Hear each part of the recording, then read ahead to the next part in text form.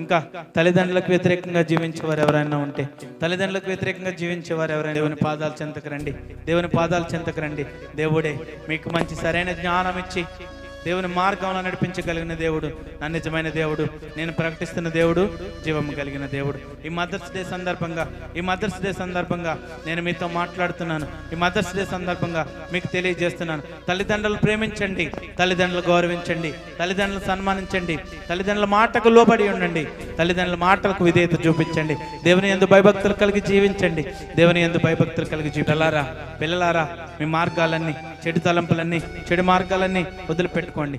దేవుణ్ణి ఏ విధంగా ప్రేమించాలా, తల్లిదండ్రుల్ని ఏ విధంగా సంతోషపెట్టాలా, దేవుడిని ఏ విధంగా మహింపరచాలా, సంతోషంగా దేవుడిని ఏ విధంగా మహింపరచాలా, దేవుడిని ఏ విధంగా కనపరచాలా.